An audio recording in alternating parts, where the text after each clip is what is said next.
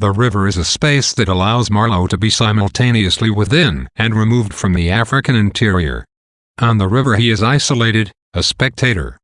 To discern his surroundings, he must watch and interpret the thin margin of land at the river's edge. From this he must guess at what lies behind and all around him. This inability to penetrate the continent's interior is a symptom of the larger problem with interiors and exteriors in the book. Marlowe is unable to see into the interior selves of those around him. Instead, he, like the doctor he visits before he departs for Africa, must base his knowledge on exterior signs. At the beginning of Heart of Darkness, the unnamed narrator discusses the fact that for Marlowe the meaning of a story or an episode lies in its exterior rather than in any kernel of meaning at its heart. Throughout the book Marlowe is indeed confronted with a series of exteriors, of which travel on the river is a prominent example. The caravan that goes from the outer station to the central station provides Marlowe with his only opportunity for travel inland, and he finds there only a depopulated way scattered with a few corpses. It tells him nothing. At the very least, travel by river lays before Marlowe a surface to interpret.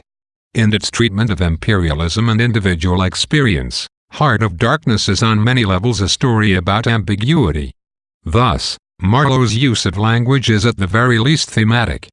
Throughout the book, words assume a bizarre, almost fetishistic power. Ivory, for example, becomes almost more concrete than the elephant tusks themselves. The name Kurtz also takes on a life of its own, as it comes to stand for a set of legends and rumors rather than an actual man. Marlowe becomes suspicious of words, as they threaten to overtake and distort the meaning they are supposed to convey. On the one hand, words fail to reflect reality adequately, and reality is often so paradoxical that the words don't exist to describe it. But, on the other hand, words sometimes take on an independent life of their own. Marlowe's vague terminology, in addition to possessing a lyrical beauty, helps him to negotiate the dual threats of language. 1. Why does Heart of Darkness have two competing heroes? Make the case for either Marlowe or Kurtz as the true hero of the book. 2. Discuss the framing story that structures Heart of Darkness. Why is it important to narrate Marlowe in the act of telling his story? 3. Interpret Kurtz's dying words. The horror. The horror. What do they mean? What are the possible horrors to which he is referring?